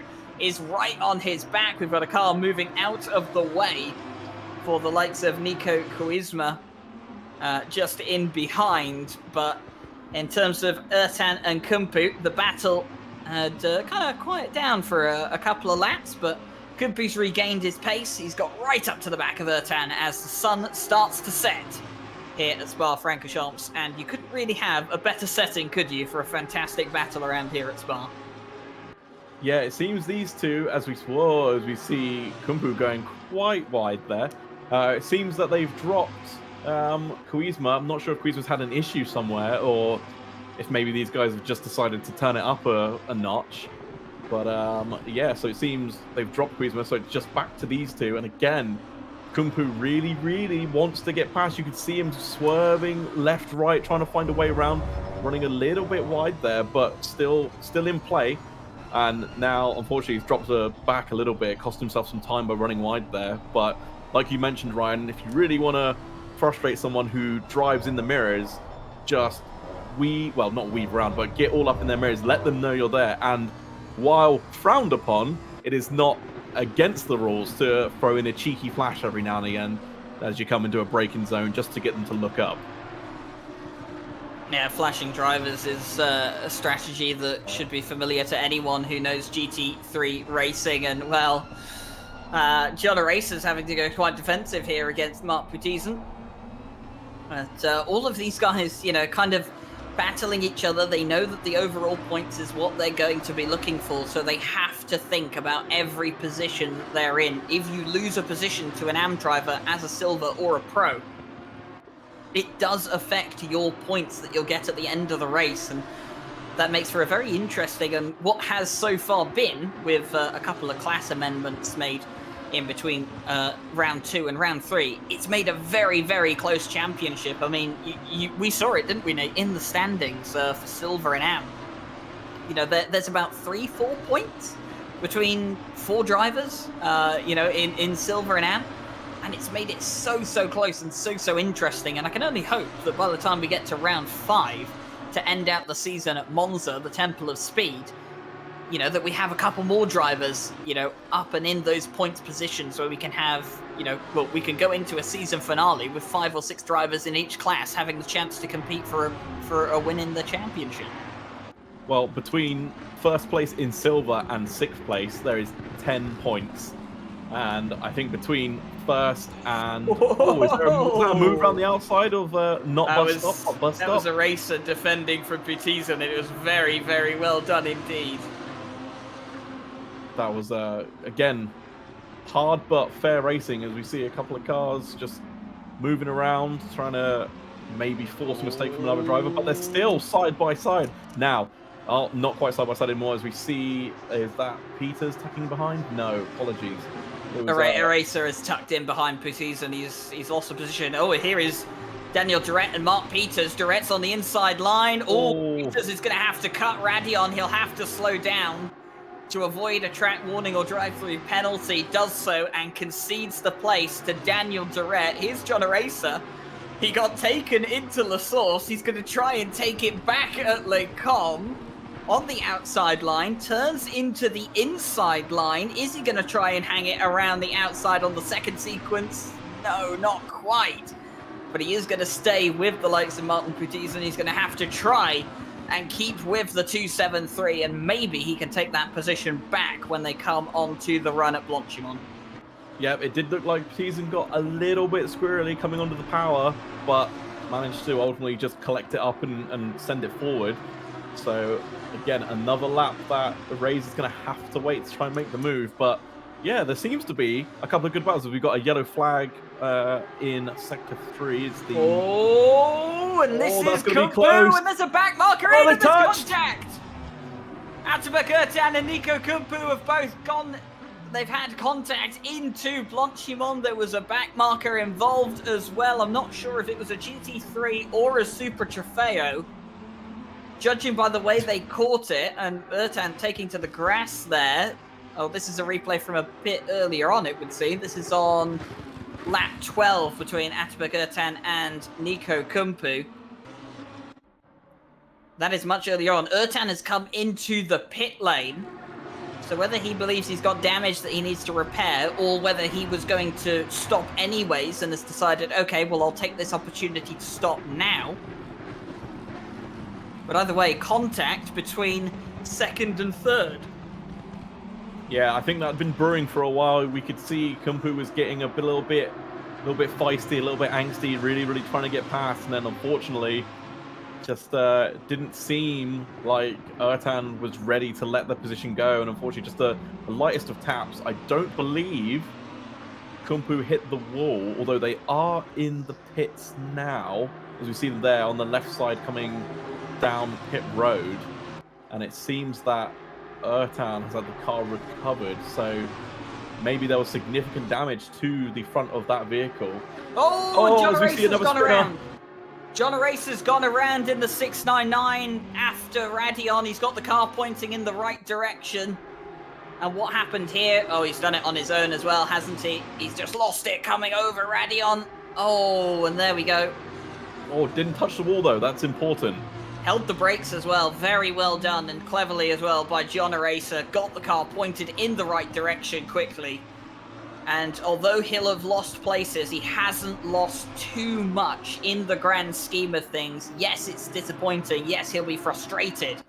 But the main thing is he kept it out of the wall. Here's the replay we were looking for. Side by side, coming into Blanchimont. Oh, that's Joe Gleason. Oh, and I think Kumpu tried to see if he could make a gap for himself in between Ertan and Gleason, and there just was no gap, and Ertan and Kumpu came together. It will be very interesting to see what the stewards have to say on that one. The camera angle from the TV perspective probably doesn't do the incident justice. They'll have all the inputs, they'll have all the angles. We'll have to see what they make of it. But drama here in the third round, the second and third come together. And, well, for now at least, that's put Nico Kuzma up into second place, although he's just come into the pit lane now as well, and that won't be it for any damage-related reasons, and that looks like a scheduled stop to me, so we'll have to see what the number 7 has in mind regarding strategy. Yeah, so, I mean, we were saying that Kuzma was there in the fight, but then fell back a little bit. Ultimately, it seems having that gap behind the two battling cars is that ultimately spared them from getting caught up in their instant and gifted them second place.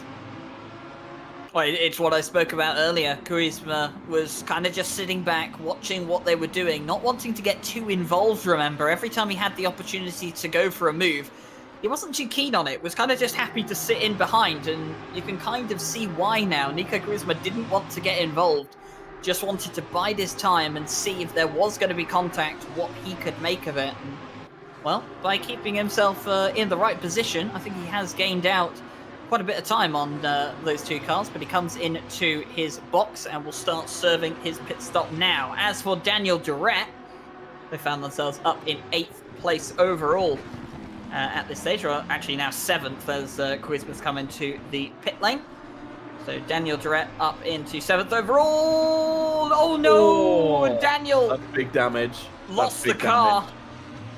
Yep, he's lost the car and he's gone into the barrier, just trying to find a safe spot to just reverse and get that car back onto the track as soon as possible. And he has got the car rolling again, but he'll be very, very frustrated with himself. I don't think there was any contact with the car that was ahead of him.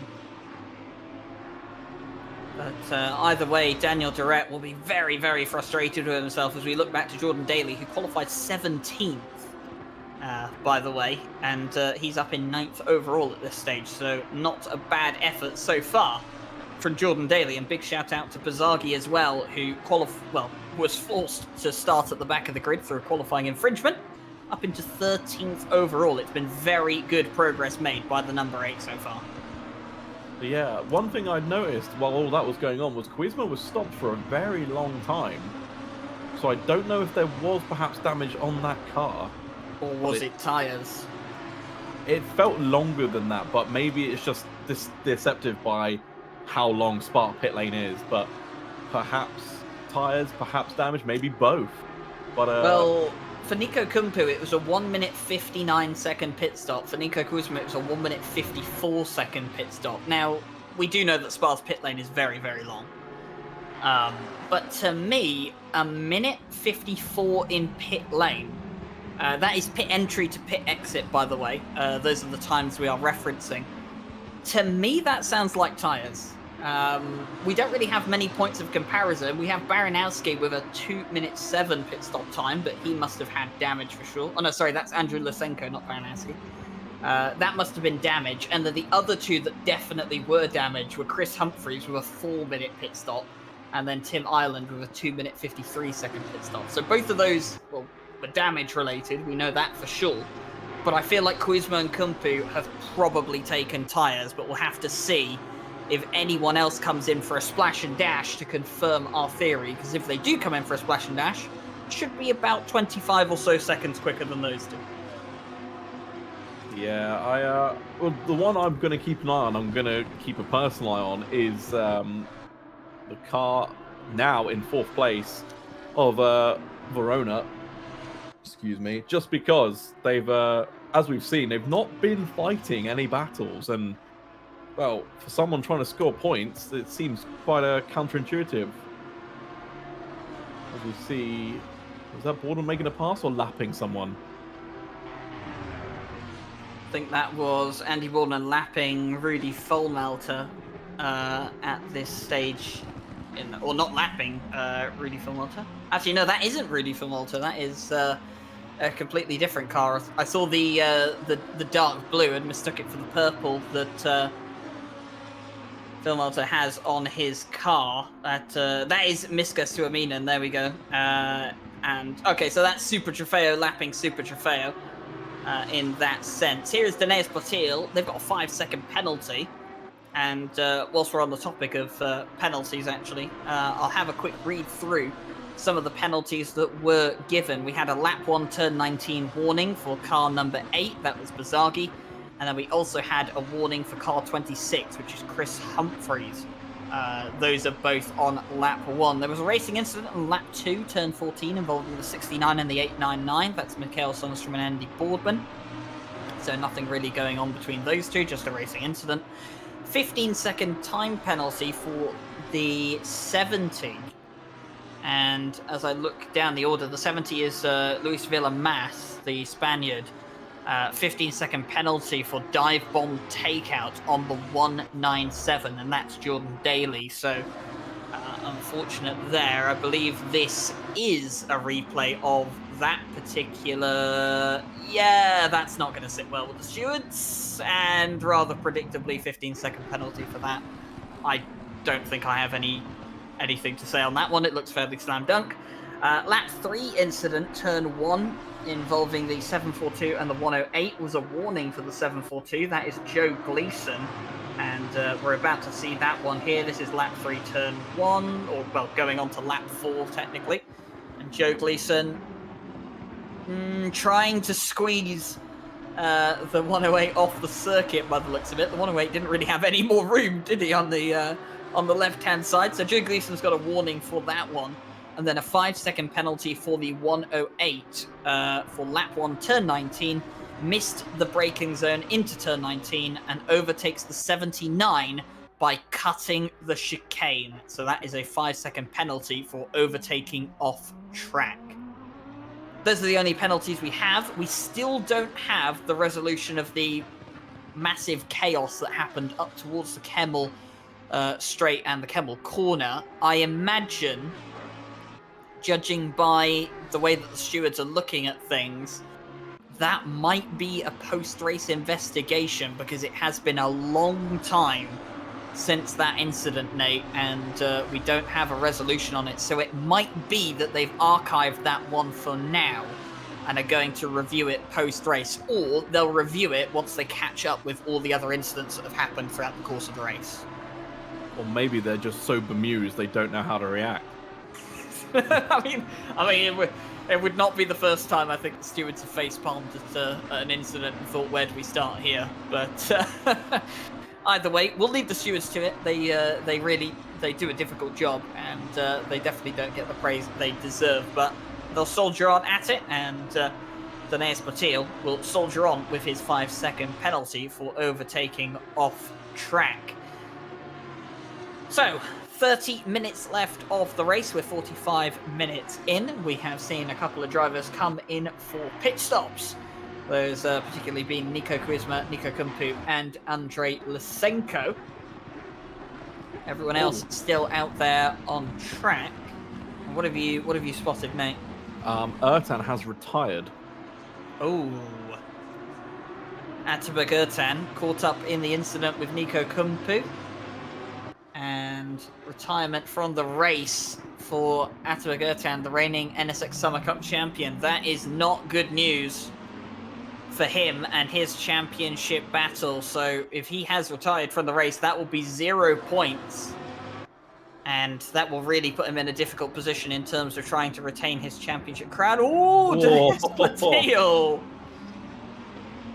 I think... So a lapped car trying to get out the way, trying to be polite? I believe it was. They went deep into the corner to try and get out the way, but I think Denez Botil missed his braking point and then almost went into the back of him. Just, I think just a little mistake there from Platia, but no one got hurt, fortunately, in that one, and I don't think there'll be any sort of steward's investigation into that, but, yeah, just a little touch and go, that one. It was close. You can't do wrong for doing right sometimes. You try and get out of the way, you still nearly get taken out.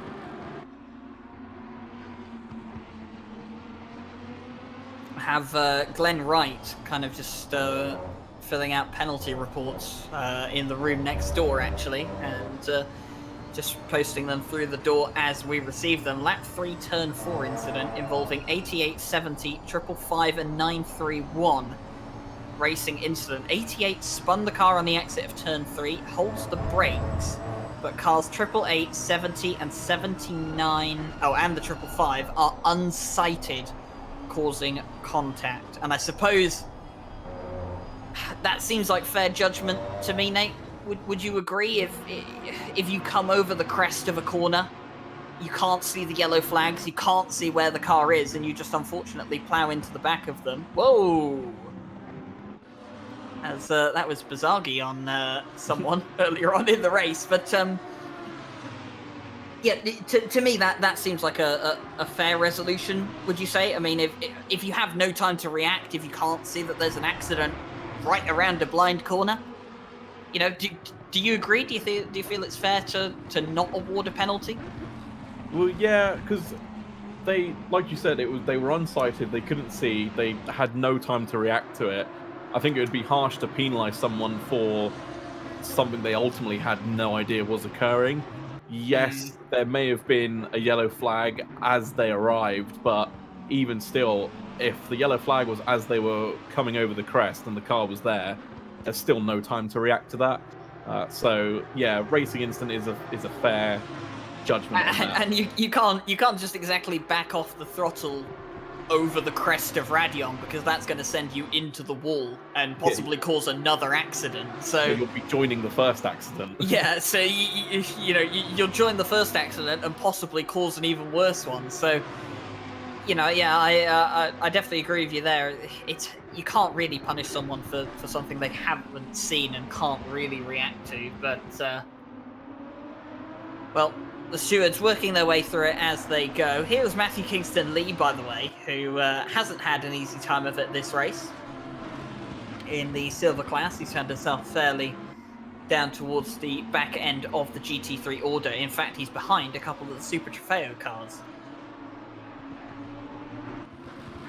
Is that the 555? Have they made a stop, or are they just having a bit of an unfortunate race? They have not made a pit stop. Okay, my timing's bugged then.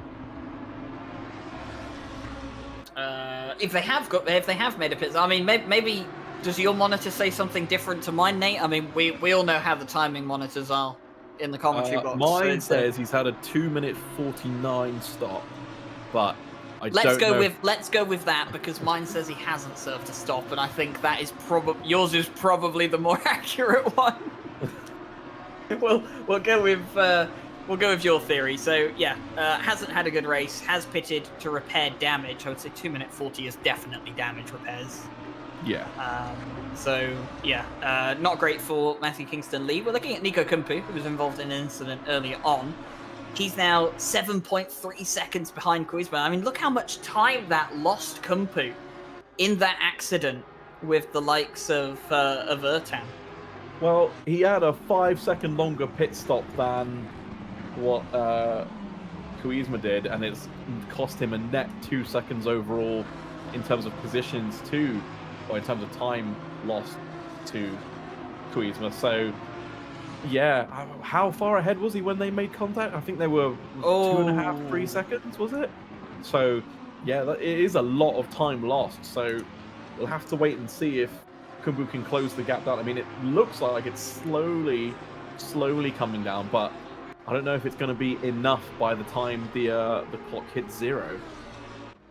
If anyone heard my just while Nate was explaining his point there, Daniele Ricciardo has just come out of the pit lane, and they have a stop and go 30. I assume for speeding in the pit lane. Stop go 30 at Spa pit lane. That's not fun. That's what do we reckon? Probably going to cost him an entire lap.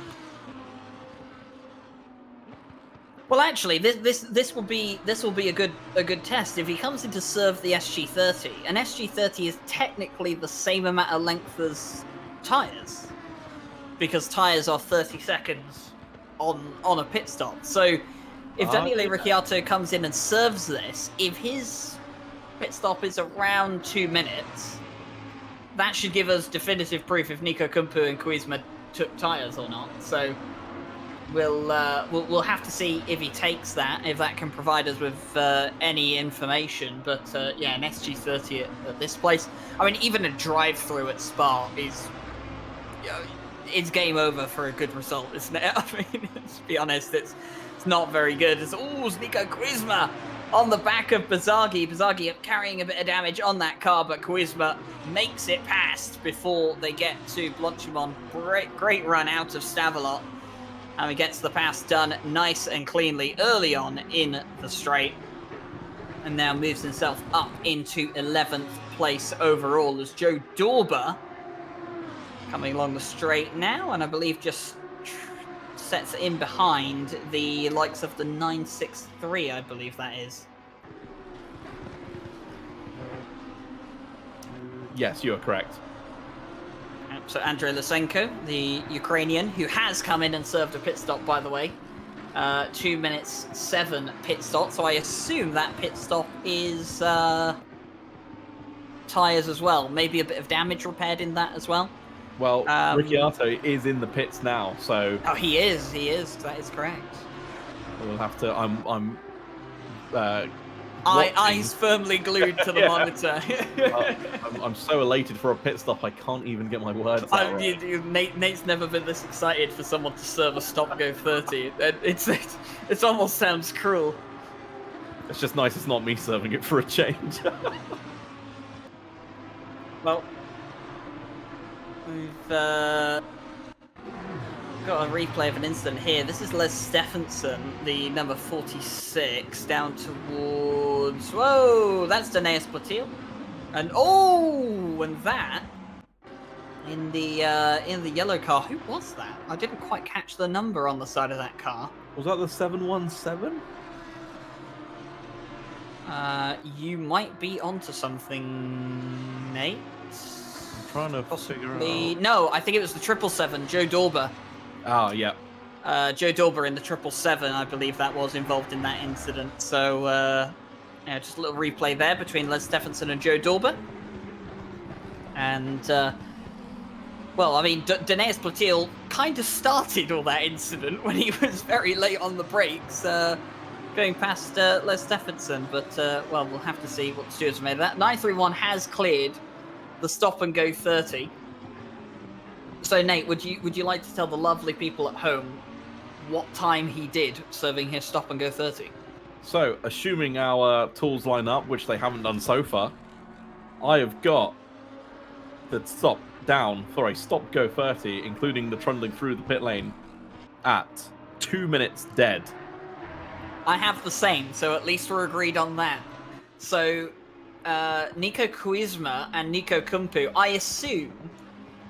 well, both of those had quicker pit stops than Daniele Ricciardo. I would assume that is maybe Nico Kuizma being later on the brakes into the pit entry, and also maybe hitting his marks exactly, whereas Daniele Ricciardo might have overshot his marks. They might have had to reposition the car a bit, loses you a couple of seconds. But that does confirm our case, I believe, that Kuizma and Kumpu have taken tyres. I think, are we agreed on that much?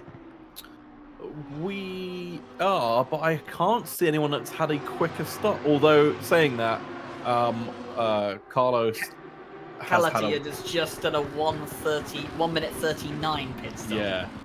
So maybe that's a splash and dash as we see. Or who was that running coming off the track? I believe the 46. Who is that? That's Les Stephenson if it's the 46 in the Super running fair. Wide. Oh, the flashes are coming out from Carlos. Is that being lapped? Yeah, that is being lapped. So he's saying, get out of my way. I'm having a battle here. Apparently, Phil Roberts in chat says we should ask Tom Bryant about serving Stop Go 30s at Spa. He's an expert in it. So Phil calling out the chief steward, and it's always great when you see the stewards take chunks out of each other. It is actually fantastic. And Phil Roberts throwing Tom Bryant well under the bus when Tom Bryant's not here to defend himself here tonight. Shameless, Phil. Shameless. I love it. And we continue on watching. We have Danaeus Botil here, who now has Nico Koizma on his tail. I get the feeling this one's going to be sorted out fairly quickly, as Nico Koizma, if he has got onto fresh tyres, and the likes of Danaeus Botil hasn't pitted yet, so he's on those older tyres, I kind of get the feeling this is going to be fairly easy for the number 7 to do. Will he do it into the bus? Well, it's not bus stop anymore. I'm calling it bus stop. You can't stop me. We all call it the bus stop. just roll with it. Chat's gonna call me out again. Apparently, I got Speaker's Corner wrong when I called it No Name. So apologies, chat. Speaker's No Name. I mean, it's been called No Name for so long. You might as well call it No Name.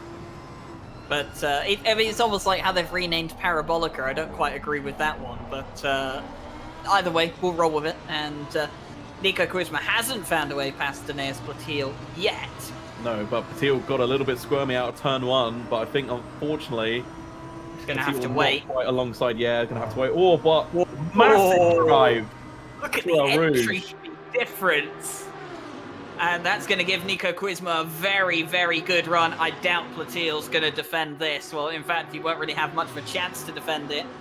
Koizma looks like he's going to have, well, he will have the inside line, and he's going to be ahead into the braking zone as well. Nicely done by the number 7.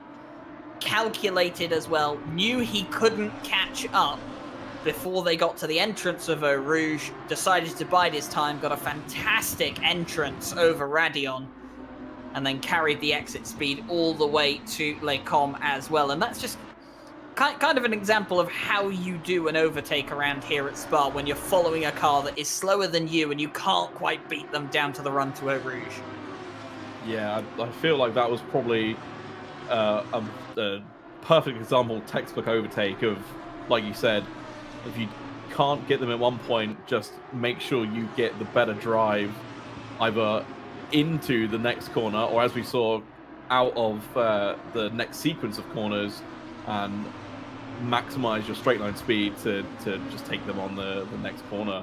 So that wasn't even challenged, it didn't seem. I feel like Botil maybe knew that the move was done. He sort of didn't try and match him on the brakes, and as we saw, just tucked in behind him. So probably very wisely recognized his position was gone and not attempting anything dangerous that might cause an accident. As we see here, a change for 10th overall. The final, well, not the final podium position, obviously not, but in the top 10, as we see, was that Kumpu getting past? It was, yes. It's Kumpu getting past Bazagi, and Bazagi's yet to pit. I wonder if Bazagi's just going to the end of the race, you know? I've got one car, which I'm watching on the track map. I really want to see what Verona is doing. I know I keep saying it, but they have just been sort of running their own race, doing their own thing, and like not getting caught up in any fights for no reason, and just allowing the cars to pass them. Well, they're sat currently in second place, as we see the leader is in. We also have a couple of extra penalties come out. You may have just seen as Abeladze will come in to serve his pit stop. So lap 3, turn 4, involving car 70 and 48. Warning for car 70 for an unsafe rejoin. 15-second penalty for the 777, lap 3, turn 6. So 777 takes out 46. So that was the incident we saw with Joe Dorber on Les Stephenson down at Les Combes that Jake showed us. That's a 15-second time penalty for Joe Dorber for not giving back the position. Incident on lap 3, turn 5, involving the 11 and 48. 5-second penalty for the 11 for causing unavoidable Wait, hang on a minute. I have to reread this one. Causing avoidable incident and not holding brakes in the follow-up. 5-second penalty for the number 11. Got that one out eventually. And then lap 3, turn 7, involving 8 and 555. 5-second penalty for the car. 8, aggressive overtake with contact on the 555. The stewards are starting to get through them now, and that is good to see. And, well, I say they're starting to get through them. We've only seen penalties given out for... Oh, well, there you see the Bizargi incident, overtake with contact on the 555. That's what giving him a 5-second penalty. I say they're getting through them, Nate. They've only got through the first 3 laps. However, I don't really... I mean, from at least what we've seen on the broadcast so far and what I've seen looking out my window here at the commentary box, it hasn't looked that bad past the first few laps. No, I've seen a couple of yellow flags, but I think they're mainly just drivers having spins by themselves. So, like you said, the first couple of laps, mayhem. Absolute mayhem. We could be watching a stream of Wreckfest the way it's been. No pile up at Radion, though. So that's always a win in my books. Well, I mean, I suppose it started at Radion, but... Well, it started at Eau Rouge, technically. Yeah, I suppose. But, yeah. We didn't have to restart the race, which is at Spa with almost 40 cars on the grid is something that you shouldn't really expect it to happen, but you always kind of have that feeling it might happen. Yeah, you acknowledge it may happen. But yeah, I think it's been, well, relatively clean. Like I said, yellow flags, but for cars just having their own incidents, not for having incidents with other cars, which has been good to see. But one thing to note, I'd like to point out, is VA, our leader, has stopped for a pit stop and come out in the lead again. They have. They've come out 10.8 seconds ahead of Andre Verona, who is yet to pit. I know, obviously, you're watching that car in the hopes that Andre Verona is going to go to the end and not take a pit stop, I assume. Yep. I don't know, maybe Rudy Filmelter as well in the AM class. Maybe thinking along the same lines as well. We'll have to see what all of them decide to do, as I've... Ignore that, Rudy Filmelter's just come into the pit lane, so I've immediately eaten my words regarding the pit strategy for the AM class leader. But yeah, we'll have to see what everyone does come out. It is interesting though to see, isn't it, Nate, when you look at the pit stop numbers. You know, it's like half the grid has taken a pit stop and half the grid hasn't, and you just wonder to yourself in the back of your mind, are they leaving it for a late splash and dash, or are they going right to the end of the race? And, you know, it causes doubt in your mind as a driver who has already pitted, doesn't it? When you see people going so late into the race without a pit stop, you start to get a bit worried and think to yourself, have I made the wrong choice? Well, yeah, I think maybe Kuizma and Kumpu will be wondering that because, well, like I said, our leader has stopped and they had a 1:36 stop. Which says to me, excuse me, they didn't take tyres, only fuel. So it's looking like the theory of, you know, the high 1:59 or the 2-minute stop is for tyres. But now we have to see because, well, Kuizma was running second, and okay, they're back to fifth, but they got a couple of cars to try and get through between them and their second place again. And obviously Kumpu was running third and then now seventh. So we'll have to wait and see if tyres were the right call. And I don't believe, like I said, our leader took tyres. So we'll have to see if anyone can close on them. But it seems to be that no one is going to challenge our leader for victory here today. With they have a commanding lead. They've pulled 4 seconds over Verona since they stopped, and now up to a 14-second gap. And we'll have to just see if there are any more late stoppers, to see if that shuffles up the order, or if we get no more stoppers at all. And this would really, really shake up the standing. I mean, it's Avaladze, Bizargi, and Daly that fill out the top 3 in Pro at the moment. Abeladze would be collecting a third win of the season, but we'd have Verona and Eraser in the top 3 at the end of this race if they finish as they are now. I mean, for Verona and Eraser, that is a boatload of points. Eraser sits 4th in the championship. Verona actually sits quite a bit further down. They're 11th overall in the points order, and that is 8th, I believe, in the pro class standing. So that would get them a load of points to throw them up, and it would, close up the pro class together again. Jordan Daly, though, doing very well, up in 4th place from his very poor qualifying position. And Bazagi, who had to start right at the back of the grid. Yes, he's got a 10-second time penalty, so he could lose a couple of extra places come the end of the race. But if he can get a top 10, come the end of the race, considering he started all the way back in 38th overall, a top 10 overall is not a bad recovery. Yeah, I'd still be proud of that, even with the 10-second penalty. But I mean, there was 37 cars on the grid, Ryan. Correct me if I was wrong. 38 total. 38 total. So I mean, even if they finished 11th or 12th, to come from 38th to 12th isn't bad going. So I mean, regardless, it's a race to be happy with. Maybe not proud of because of obviously the penalties and the collisions, but yeah, definitely one that you could go, you know what, I drove a good race. I think Bazagi will still be frustrated with himself for going out in the wrong time slot in qualifying, though, which is the whole reason he had to start at the back of the grid. I mean, with the pace and strategy that has kind of showed today, could have been fighting for a top 5 up there, and they could be frustrated with themselves for that. Also, I've just noticed Tim Ireland is unfortunately stranded in the grass at the exit of the bus stop chicane. Is trying to... Oh, that car is not having a good time. It's struggling to get back onto the track, and he's now reversing the car. Race going from bad to worse for Tim Ireland, and... Oh, is that car even able to go forwards? Because it seems... Oh, no, it is going. Whoa. Tim Ireland not having a very good race at all. It would seem that with 6.5 minutes to go, the 141 struggling to get back on the circuit. And well, easy now. I think that car is maybe hiding some damage.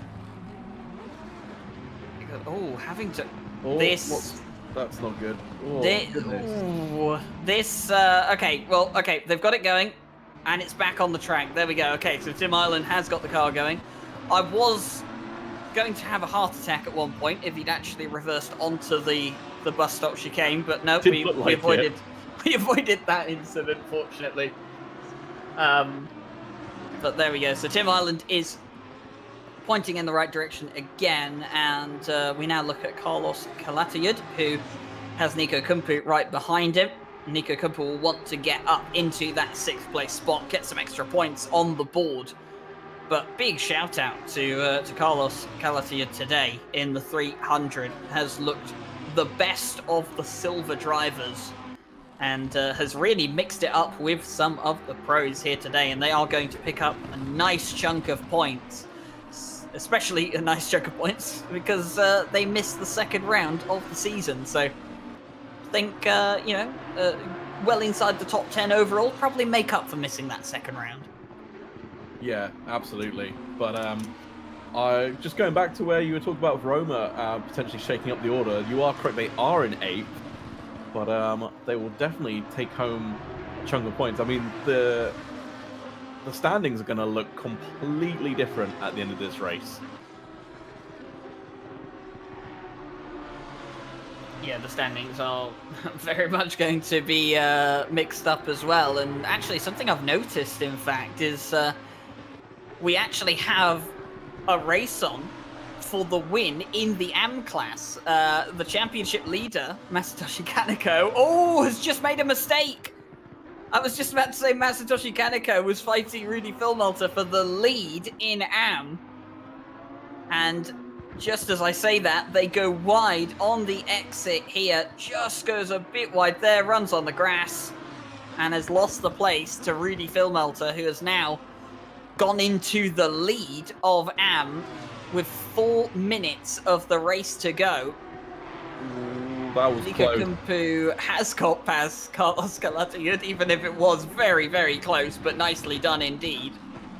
He's tried that one before and it's ended in tears, so He very has. brave to try it again. Well, I mean, the saying, try it once, shame on you. Try it again. If it doesn't work, shame on me. But it seems that Nico Kumpu has managed to get it done this time around, and very nicely done indeed. 11 seconds up the road for Quizma. Won't really be challenging for that 5th place. 6th place is the best that Nico Kumpu can hope for now. Do you know what? Not the saying I thought you were going for. Gotta throw a curveball in there at least once per stream. I thought you were going to go for the old fall off the horse, get straight back on it. I mean, we could have gone with that one as well, but I don't know. I feel like Nico Kumpu didn't exactly fall off the horse. I think. Oh, that was a big hip check. All getting a bit spicy towards the end here with just about 2.5 minutes here to go. I got a feeling Kumpu's going to get a penalty for that.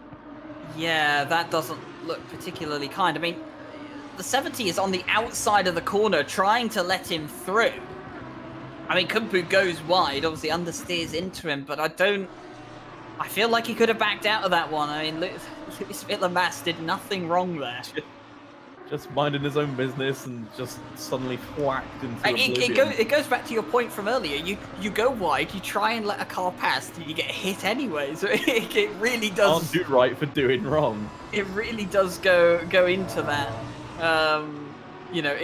Into that point. And here we go. Nico Quizma on Jordan Daly. This is for 4th place overall, and Nico Quizma has done it. Up into 4th place. That will do Quizma a load of good, and it will hurt Jordan Daly. He's 3rd in the championship, and now less points on the table compared to his pro competitors.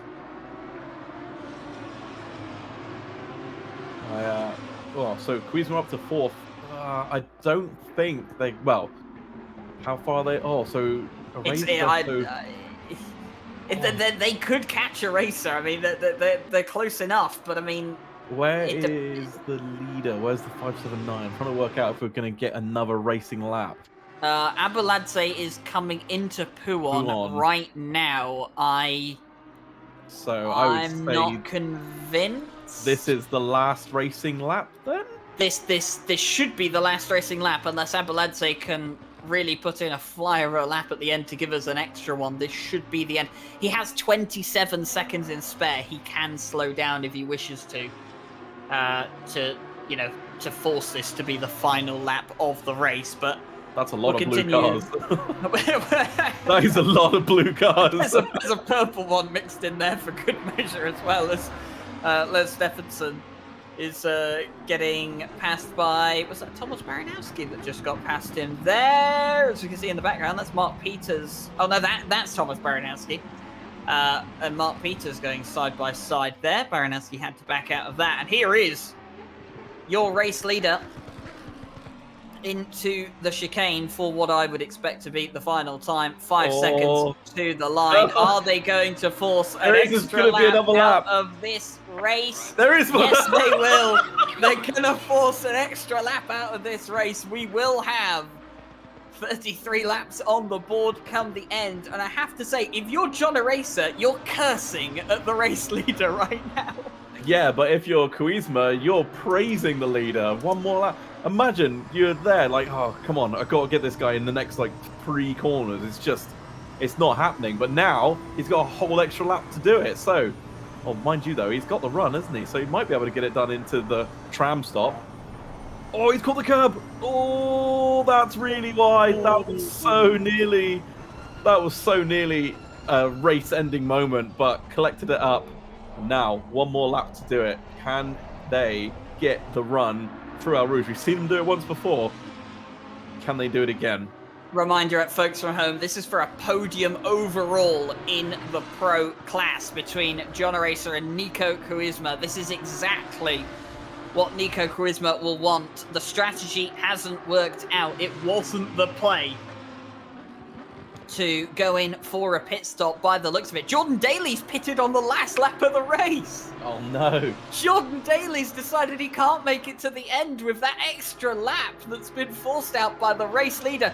Charisma's got a fantastic exit for Radion. He's going to go side by side. He's going to have the outside line. He's going to be clear ahead by the time they reach the braking zone. And Charisma will recover that third place that he held so long ago. And very well done. And John Eraser will be so frustrated. If the leader, if Avaladze had lifted 1 second, that would have been race over. Eraser would have had third. But we've done the extra lap and Charisma has taken full advantage of it. Heartbreak for one, celebrations for another. That's I feel like that's how racing goes. But here we are with your leader through the bus stop chicane for one final time. It has been a commanding victory from start to finish. Well, you could argue they haven't really put a wheel wrong. No incidents, no dramas, just a clean, easy stroll to victory. Yeah, Vasilev Avaladze takes the third consecutive win of the season. And Nate, your car to watch. It's going to be a no-stop strategy for Andre Verona, and it's going to reward him handsomely with second place overall. And a fantastic effort by Andre Verona, proving you can do it without taking a pit stop. It will save you a lot of time. It's gained in positions, 36 seconds off the leader. He won't care. It's P2 overall for Andre Verona. Meanwhile, in the Super Trofeo class, it looks like it will be Mikhail Sundstrom's day. On the day in which, as I believe that's Nico Kumpu trying to get past us, the day that Wolf Matushka has not appeared, Sundstrom will take victory. It's his first win of the season in the Super Trofeo class. And with that, he will take the lead in the Super Trofeo Championship as well. It's a class win for Kalatiad, who gets 6th overall. And it will be a class win for Rudy Filmulter as well, who will finish 8th overall. We have 2 silvers and an AM in the top 10. A fantastic result for both of those drivers, and the big questions will be how much is the championship going to be shaped up once all the final points are allocated out and we arrive at Paul Ricard next week.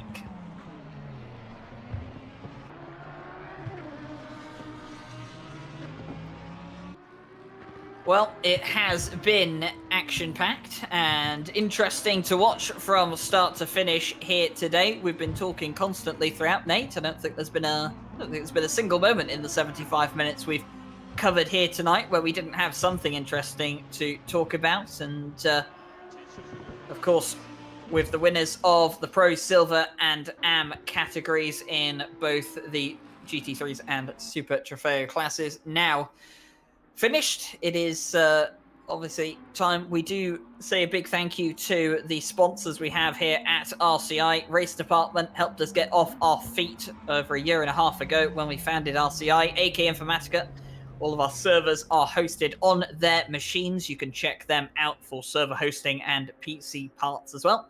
Driver 61, if you want to drive like some of the pros you've seen out here today and be as fast as them, Driver 61 Sim Racing Academy is for you. Just $10 can get you access to the Sim Racing Academy, and with the discount code in the description, you can save yourself 25% on your access as well. It's as cheap as that. Fanatec, you know plenty about them already. If you're looking for some sim racing gear, go out and check Fanatec. They have loads of incredible stuff like the new CSL DD and plenty of new wheels coming up throughout this year and next year. And then, of course, Sim Racing GP. If you're interested in hosting your own community races, perhaps, after what you've seen here tonight, well, Sim Racing GP could be the perfect platform for you. Go check them out. Hosting a community and hosting a race has never been easier in ACC, AC1, and Race Room with Sim Racing GP. Well, from myself, Nate Norbury, and Jake Boswell here tonight, it has been a fantastic race that we have loved to cover for all of you folks at home. We do thank you so much for tuning in on this Monday evening to watch the race here tonight. We appreciate your support. All the likes and subscriptions are greatly appreciated. We are closing in slowly on the goal of 4,000 subscribers here on RCI TV. So if you can help us reach it, we would greatly appreciate it. But of course, look forward to what we have coming up next. We should have the GT4 Championship stream on Thursday, and then the Friday Championship for the Endurance round on Friday. There will be no more coverage of the Night Owl Championship. We have been told the Night Owl Championship will continue, but unfortunately broadcasting coverage has been forced to end for this season. And we'll have a couple of other streams coming up throughout the rest of the month as well, including a Porsche Cup endurance race, which you can go sign up for on the RCI Discord. In the meantime, from myself, Nate Norbury, Jake Boswell behind the cameras, and all the stewards at home, thank you very much for watching. It's been a wonderful evening to spend with you all, and we look forward to seeing you next week for Paul Ricard.